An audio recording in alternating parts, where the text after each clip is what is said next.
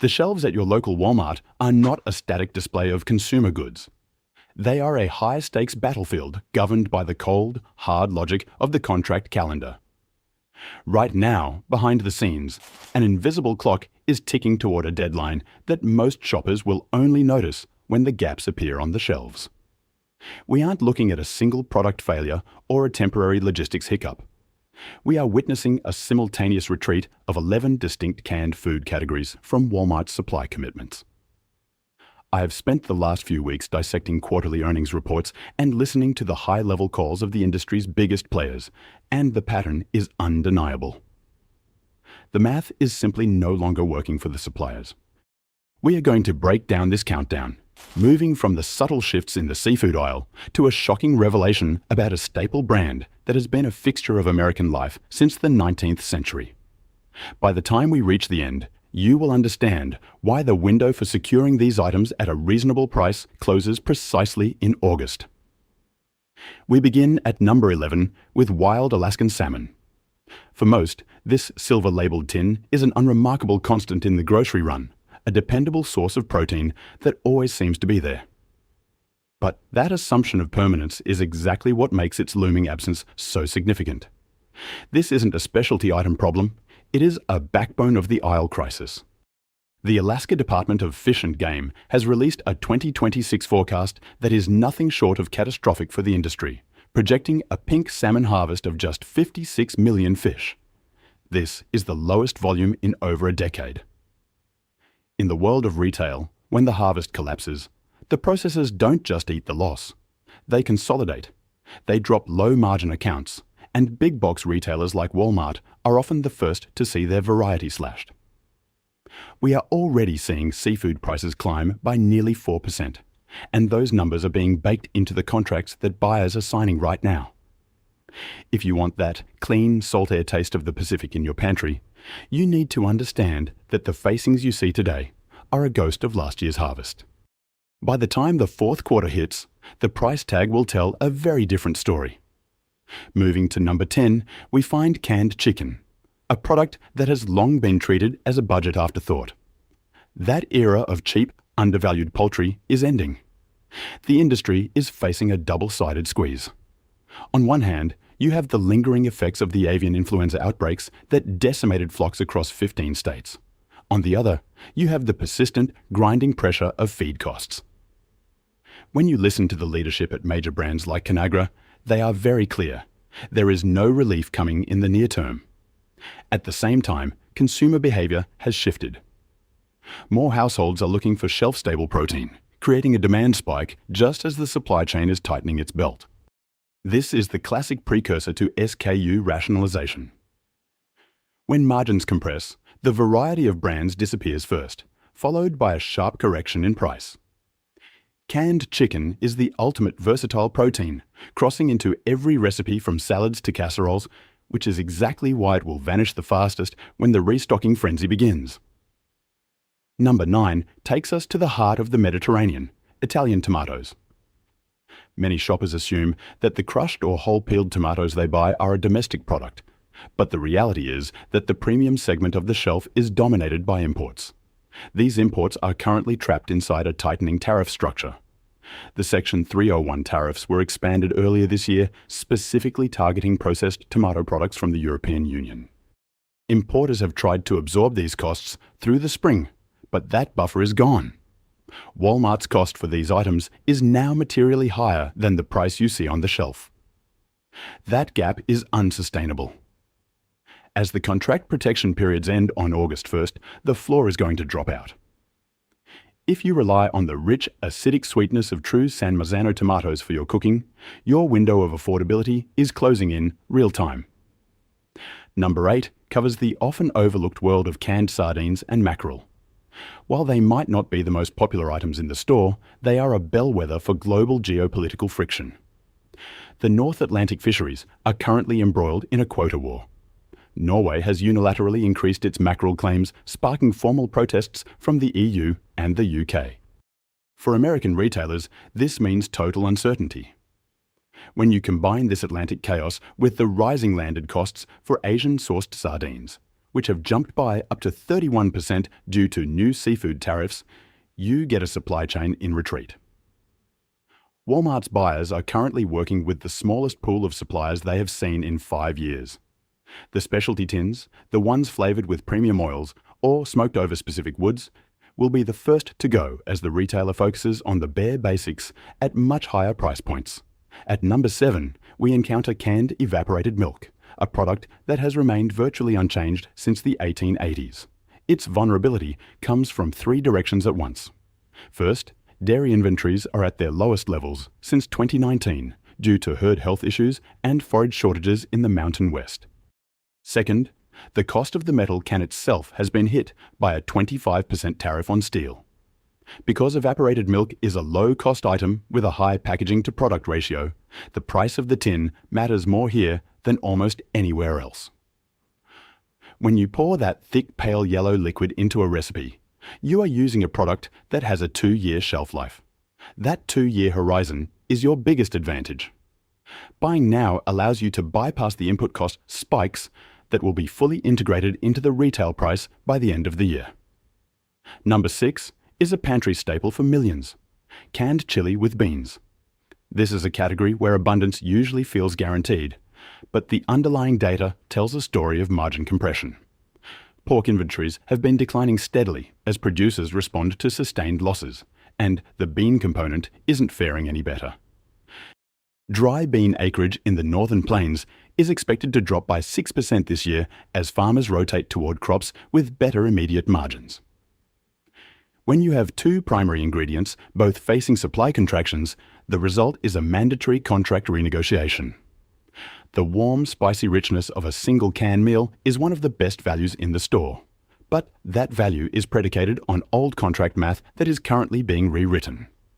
Number 5 brings us to canned corned beef, a product that usually exists in the quiet shadows of the meat section. This invisibility has been its shield, but that shield is breaking. Most of the corned beef sold in the US comes from Brazil, and the USDA has recently intensified its residue testing requirements for these imports. This isn't a safety alarm, but it is a massive logistical friction point. More testing means longer wait times at the border and higher costs for importers. When you add the updated Section 301 tariffs into the mix, you have a product that is becoming significantly more expensive to bring across the ocean. Corned beef is a high-density, high-calorie protein that can last for half a decade in your pantry. Securing it now, before the border friction is fully reflected in the shelf price, is a simple matter of logical arbitrage. Number 4 is the titan of the aisle, canned tuna. This is the category that matters most to the average consumer, and the news is not good. The primary sourcing hubs in Thailand and the Philippines are facing a massive tariff hike, with rates jumping from 5.5% to 12.5%. Thailand is the lifeblood of the American tuna market, supplying both name brands and store labels. When you combine this tax increase with a reported reduction in skipjack catch volumes in the Western Pacific, you have a textbook cost compounding event. The clean, mild ocean protein we all rely on is about to become a luxury item. Major brands like Starkist and Bumblebee are already navigating these waters, and the store brands will follow their lead. Number 3 is perhaps the most iconic, canned soup.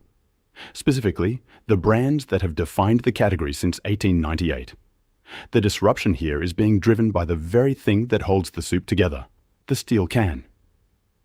The reinstatement of Section 232 tariffs has created a double-sided cost increase. Imported steel is more expensive, and domestic producers have raised their prices to match the new market floor. Campbell's typically renegotiates its supply agreements on an 18-month cycle, and that cycle is hitting its renewal point in the 3rd quarter of 2026. The steam rising from a bowl of chicken noodle soup may feel like a permanent comfort, but the price of that comfort is about to be adjusted for the new reality of metal packaging costs. Number 2 is canned refried beans, an item that seems too basic to be vulnerable. However, the 2025 harvest was 14% below the 5-year average, and farmers are not rushing to plant more in 2026. Furthermore, a 25% tariff on Mexican agricultural imports has hit the pinto bean supply line hard. Most major processors use a blend of domestic and imported beans, meaning they are being hit from both sides of the border. This is a category where there are no warning signs. The price simply jumps overnight once the old stock is depleted. Finally, we reach number 1. Canned ham. This is the ultimate supply chain story. We import a massive amount of canned ham from Europe, and these products are currently being hit by a perfect storm of tariffs. There is a 25% tariff on the metal container and a 20% tariff on the processed pork inside. No importer can survive those numbers without a massive price correction. European processors are already starting to prioritize Asian markets where the trade conditions are more favorable. This represents a fundamental shift in leverage, leaving American retailers with fewer choices and much higher costs for a product that has been a staple of military and domestic provisioning for generations. The reality is that these aren't 11 separate issues. They are a single, unified pressure system of tariffs, harvest failures, and rising packaging costs all hitting the same aisle at the same time. The steel tariff that affects your soup also affects your ham and your milk. The harvest shortfall that hits the salmon also hits the beans. We are moving toward a moment in August where the shoppers who understood the contract calendar will be the only ones who aren't surprised by the new landscape of the grocery store. This is the point where the quiet decisions made in the early summer determine the security of the household pantry in the fall, as the global supply chain continues to recalibrate its expectations for the coming year. This recalibration is nowhere more visible than in the category of canned chili with beans, an item that many households consider a permanent, low-cost fixture of the American pantry. The reality, however, is that chili is a complex composite of multiple struggling supply chains. Hormel Foods, a dominant force in this sector, explicitly flagged margin compression in their first quarter fiscal 2026 earnings call. This isn't just corporate caution. It's a reflection of a two-pronged attack on the product's core ingredients. On the protein side, the USDA reported a 2.1% year-over-year decline in the US hog inventory as of January 2026. This contraction is the result of a multi-year cycle of producer losses, meaning the pork used in your favorite chili is becoming a scarcer commodity. Simultaneously, the bean component is failing to find its footing. The USDA's March 2026 prospective plantings report indicated a 6% drop in dry bean acreage in the northern plains. Farmers are rationally pivoting toward crops with more immediate, robust margins, leaving the shelf-stable chili category in a state of tightening supply. When you crack open a can, the immediate aroma of warm spices and slow-cooked pork masks the fact that the contract math is currently catching up to the shelf price. The window to buy at the old price is closing as retailers prepare to adjust for these compounded input costs. This brings us to number 5, canned corned beef. This product occupies a unique, almost invisible niche in the grocery landscape. It isn't a weekly staple for the masses, which has historically protected it from the aggressive price fluctuations seen in more popular items. That protection has officially ended. The primary sourcing for the corned beef sold at Walmart is Brazil, specifically through massive processors like JBS and Minerva Foods. In March 2026, the USDA's Food Safety and Inspection Service significantly expanded residue testing requirements for Brazilian beef imports. This was a direct response to an audit that identified compliance gaps at several key facilities. While this doesn't suggest a safety risk, the logistical fallout is significant. Increased testing at the border means longer processing times, reduced throughput, and a material increase in landed costs. Furthermore, the updated Section 301 tariff schedule from January 2026 has placed processed Brazilian beef into a category subject to additional duties. Importers, who already operate on razor-thin margins in this specific category, are being squeezed by both border friction and fiscal policy. The salty, rich profile of corned beef is something plant proteins cannot replicate, making it a critical item for many. However, the inventory currently on shelves is the last of the pre-friction stock. Once the border compliance costs are fully integrated into the retail price, the jump will be sudden and permanent. The situation becomes even more precarious when we look at number 4, canned tuna. You likely already have a few cans in your pantry, but the question is whether you have enough to weather the second half of 2026. The primary sourcing regions for the US market are Thailand, the Philippines, and Ecuador, with Thailand being the undisputed leader. Effective March 1st, 2026, the Office of the United States Trade Representative increased Section 301 tariffs on Thai processed seafood from 5.5% to 12.5%. This is a massive jump for a high-volume, low-margin product. At the same time, the biological side of the equation is faltering. And the Western and Central Pacific Fisheries Commission's March 2026 report showed a notable reduction in skipjack tuna catch volumes for the first quarter. When you combine a reduced catch with a doubling of the tariff rate, you create a cost compounding event. Major brands like Starkist, Bumblebee, and Chicken of the Sea, along with Walmart's Great Value Store brand, are all heavily exposed to these Thai supply lines. The clean, mild ocean smell of a fresh can of tuna will carry a significantly higher price tag by the third quarter, as current contracts are renegotiated. The recommendation is logical. Add a dozen cans to your inventory before August, because the price floor is about to move. Moving into the top three, we encounter canned soup, specifically the iconic red and white labels that have defined American convenience since 1898. Many shoppers view Campbell's soup as a fixed point in the economy, an item that simply shouldn't change. But even a century-old legacy cannot withstand the current pressures on steel and commodity inputs. In their March 2026 earnings call, Campbell's Soup Company identified three primary areas of sustained pressure: protein costs, vegetable commodity costs, and steel packaging. The latter is perhaps the most critical. The Section 232 tariffs on imported steel, reinstated at 25% on January 1, 2026, have sent shockwaves through the canning industry. According to the Can Manufacturers Institute, domestic steel producers have adjusted their pricing upward to match the new floor created by these tariffs. This means Campbell's is paying more for every single tin, whether the steel is domestic or imported. Because Campbell's typically renegotiates its supply agreements with Walmart on an 18-month cycle, we are currently approaching a major renewal period in the third quarter of 2026. The steam rising from a bowl of chicken noodle soup may feel like a comfort, but the cost to produce that comfort has reached a breaking point.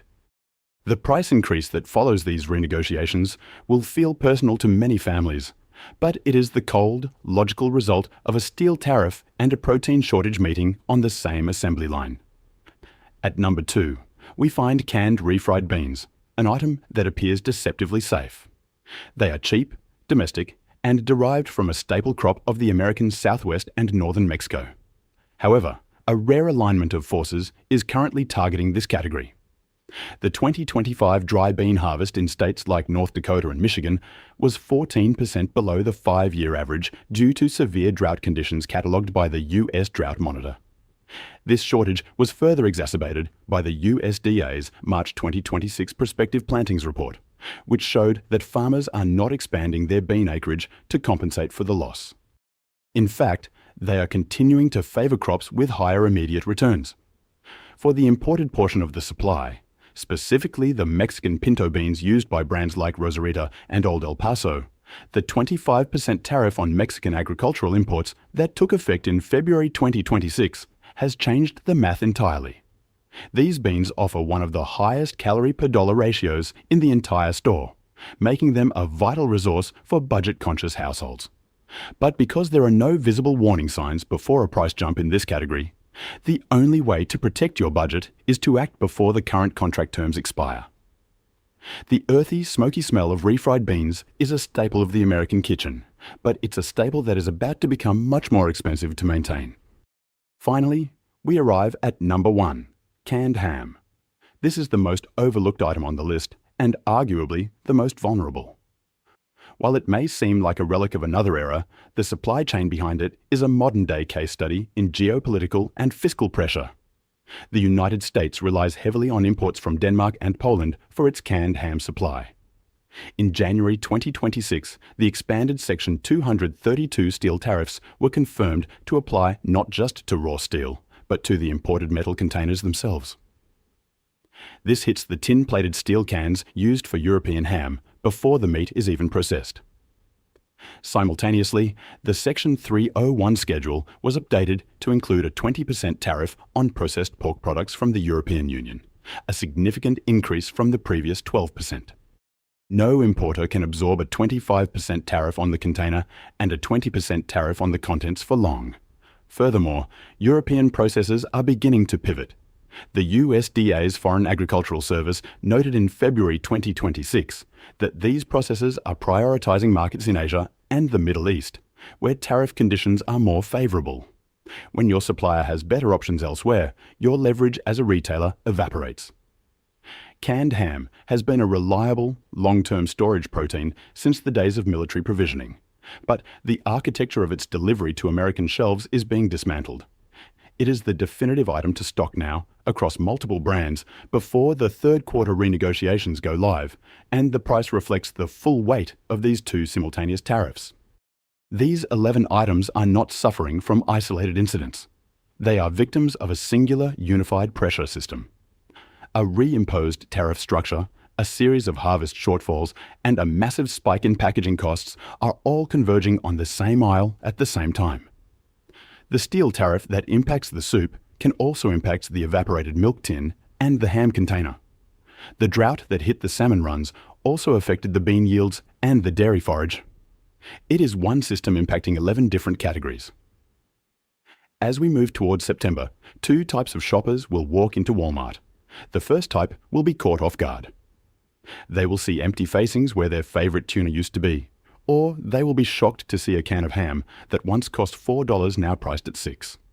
They will wonder why the options have narrowed and why their grocery bill has spiked so aggressively. The second type of shopper will walk those same aisles with a sense of calm. They made their decisions in June and July. They understood the contract calendar and recognized that the prices on the shelves were lagging behind the reality of the supply chain. They didn't build a bunker. They simply made an informed, logical adjustment to their buying habits before the August deadline. If this analysis has helped you look at your pantry through a more strategic lens, a quick like helps ensure more families can find this information. It's entirely up to you, but it makes a difference. I'm curious to hear which of these 11 items surprised you the most. Was it the double tariff hit on canned ham, or perhaps the steel tariff's impact on a brand as established as Campbell's? Drop a comment below and share what you didn't expect to see on this list. Staying ahead of these shifts isn't about panic, it's about data. By understanding the forces at work behind the shelf tag, you can ensure your household remains resilient, no matter how the global supply chain recalibrates in the coming year. Subscribe to stay informed on the next set of shifts, and I'll see you in the next analysis.